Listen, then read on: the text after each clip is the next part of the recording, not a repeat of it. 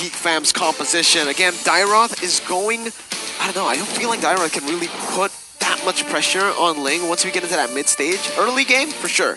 Dairoth's going to have a better time in the jungle, better clear, maybe even better neutral objective control. But once we get into that mid-game, if they don't shut that Ling down, Ling has so much outplay potential. We'll see from the draft here. It's a mix for the side of Orange Esports. It's a dive composition, but they need to dive front to back. Meanwhile, for the side of Geek Fam, it's just an all-in, again, dive composition. We'll see. Let's just jump to the Land of Dawn to witness Game 2 here, ladies and gentlemen. Malaysia going up against Indonesia. Support your country, support your team for MPLI 2022. Is it Geek Fam? Is it Orange? I want to see it in the live comments. But now, early game, already action here. Boy and Beloyski taking a lot of damage via Matilda and as well as Stormy there in the mid side. And do note here, Beloyski is very, very low. He still has a flicker, but yeah. Please note that 3 members from inside of Geek Fam are using flicker. This is why Matilda is super prio. That mid-control and just the early game presence that she has is absolutely amazing. Here, Jana is on the killing spree emblem, so is Subway. No Demon Slayers on the board. Both teams just going at it here so far. It's just a safe game.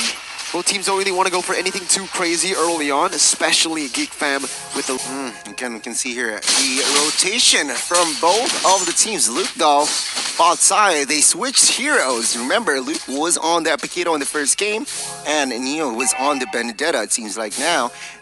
Switch places, so Orange Esports here with the early lead. Yeah, Bloisky here with the help of the clear, but now forced to use the flicker. Dairoth healing a lot of damage there, but John IQT jumps in, does not quite connect, so no first blood just yet. Good play by Orange Esports, securing that massive flicker away from Beloy. We all know in the first turtle fight, this wild charge flicker combo can be utilized by Beloy to look for that play onto the steal. So with the flicker out already, that removes that kind of threat, the dive threat from Geek Fam, and Orange Esports will be first towards the first turtle. As expected, this is what they need to do with their composition. Early game dominance and securing a snowball early, but Beloy is already rotating very aggressively here. Wow, he might look for the flank, but remember, he has no flicker, and if Orange Esports, they want to commit on towards Beloyski, it might be worth a trade. But then again, Geek Fam here, they have managed to somehow handle the situation quite well. John Kitty is going to be on that purple buff here. Next is going to be on that turtle, so he might have to be careful here as he is forced to use the flicker to get out of that feather airstrike here. Geek Fam now with 4 members in the vicinity of the turtle.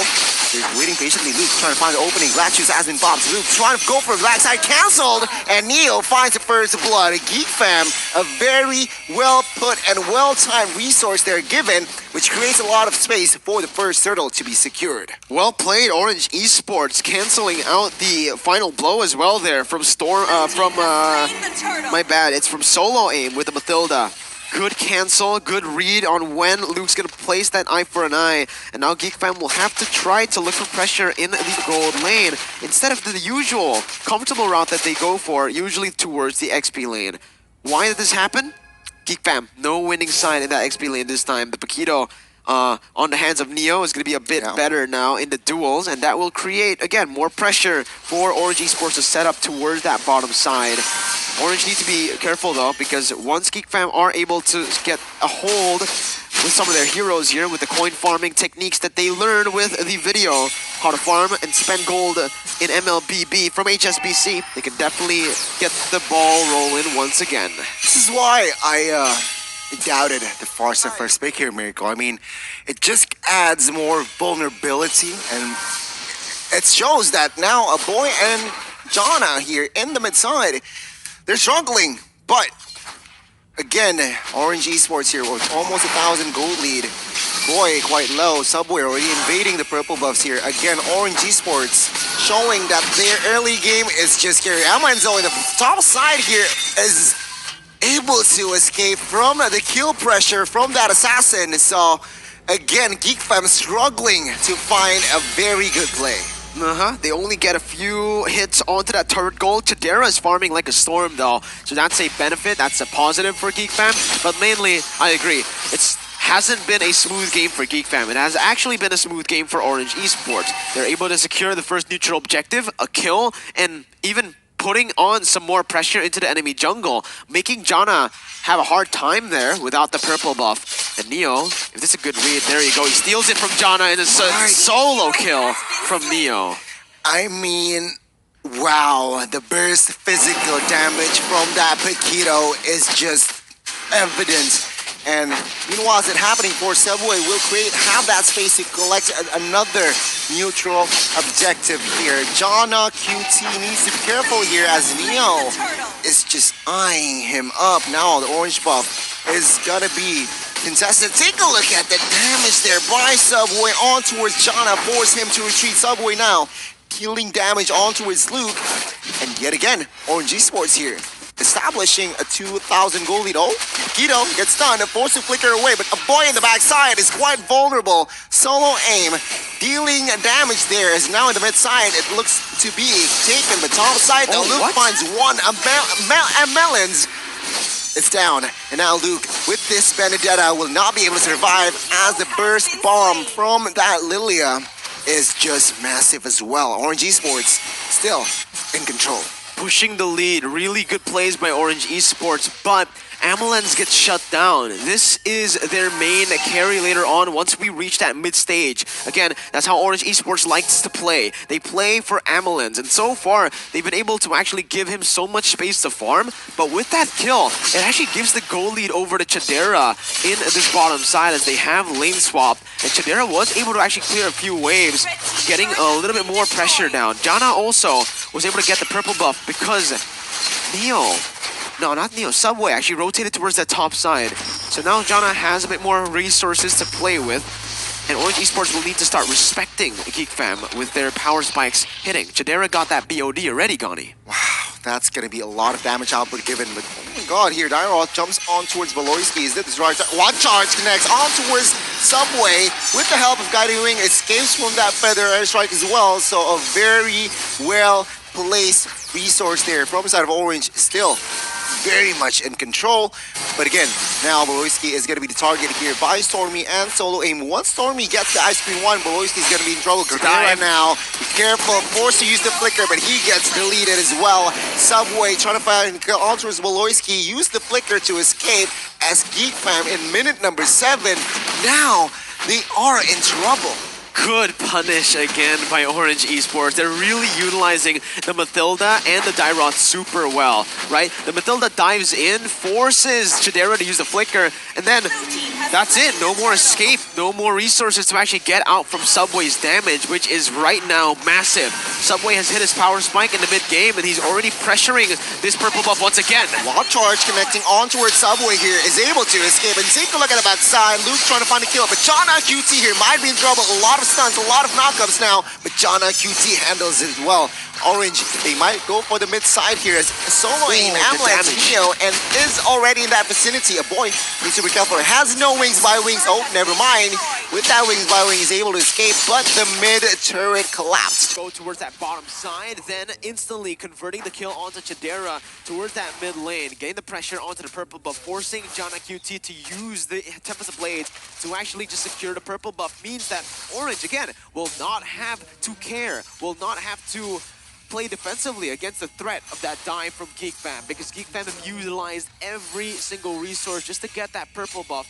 Orange Esports now are just continually pressuring and pressing Geek Fam down in the enemy jungle. It's a mix between the two. Pressuring and pressing. I like pressing. it. Pressing. I like Magnif. it. Indeed, but yeah, Orange Esports here. 5,000 goal lead essentially here is towards them. And it's like the first game, right? Geek Fam, very dominant showing in the early towards the mid, but now the question, can Orange keep it that way? Can another purple buff invade here? It seems like Geek Fam, they are not going to be able to do anything as Link is outside. Alright, again, that's no purple buff from Janna. Good. Oh man, Janna's not having a good time at all. He's forced that in that XP lane now, and honestly, I don't feel like Geek Fam have a chance to really contest for this Lord. Looking at it, they do have a chance here, but it's all gonna come down to a mistake. Jana, there we go, no purple buff. He's trying to run away, chased down by Stormy. The gamble here is Emerson Blade as the defense right in the backside though. Jana finds not one, but he gets taken down. Jana will fall into the hands of Stormy. Now Geek Fam 4v4. Can they do this? Loyski forces a flicker away as the boy is gonna be a juicy target. Luke jumps into 4 members of Orange Esports and gets insta deleted as well. And now Geek Fam, they are looking for a desperate play early on, but didn't pay off. Orange Esports will have the Lord very, very comfortably here. Chadera doesn't have enough damage just yet. You can see Amelens is able to freely hit using his ultimate aggressively onto Geek Fam without any problems whatsoever. Meanwhile, for Chadera, he can deal damage as well, but not enough. Look, Hunter Strike and BOD compared to Amelens, who also has only 2 items. But remember, look at other members. They're all so tanky, actually. So Chadera will have to wait for the Malefic Roar to actually deal damage, to penetrate the physical defense that has already been built here. But oh my god, that's a kill. Oh, the solo aim. Now you see him, now you don't. But yeah, please do note that Amelens, it's a magic trick. Amelens build steel egg plates and as well as a wind of nature. So Luke isn't able to find the effective flanks here. A very wise itemization from the side of Amelens here. Now Orange Esports with this lore, they might actually take a base trade here. Oh no, they will not commit onto that just yet, as all of the tier 1s and 2s from the side of Geek Fam are deleted. Still value for Orange Esports. Sure. They got the Lord. Usually with the first Lord, you want to just get all the tier 2s, and that's exactly what Orange Esports are able to achieve. Geek Fam still prolonging the game with a good defense, with good high ground clear, with the Bennett that Chadera has in his arsenal, and obviously a boy on the Feather Airstrike. It comes down to, for Geek Fam, waiting for the right moment, scaling up to when Chadera and a boy can start melting down the members of Orange Esports. And here we can already see the typical Geek Fam pick-off strat, where they're trying their best to actually look for something on the map. They instead just go for a turret, so they're picking off turrets by sticking as 5 here. Orange Esports needs to be careful. Will they fall for the Subway? Checking. Oh, Geek Fam actually are the ones who hesitated. Now, Luke is a little bit in trouble there, using the IF4 and I to escape, but now Subway trying to jump on towards John QT. Still slick, too slick with that on that lane, but now it's just a reset here. Still Orange Esports, 12 minutes in. Still dominating now. Purple buff invade here once again. Luke, low HP, final blow as a defense. Still no casualties yet from both sides. But it's the purple buff that was stolen away by Orange Esports. That's just so massive, right? It's such a small buff, but for Ling, it's crucial. It is. He can't play his way anymore. But maybe he can still do that with the Aurora collection. You guys can definitely do that. Aloy opens up the map. Wall charge! Oh my god, a lot of combination jumps. In Subway, though, will not be able to survive as Jana QT finds the kill. Circling Eagle onto his Jana, puts him down the wall, and he gets taken down. Marksman top side will be won by Amelens. Final blow to the right back side. Luke trying to find onto his Amelens, but Amelens with the kiting potential finds the double. 4 members are down. For side of Geek Fam now. Orange Esports might look for the other boy. The solo man, can he do it? Feather Airstrike pop are just too clear, but my god, 4 members are just too much. Second game falls into Malaysians as Orange Esports force a game 3. Congratulations. GG to Orange Esports. We're able to equalize.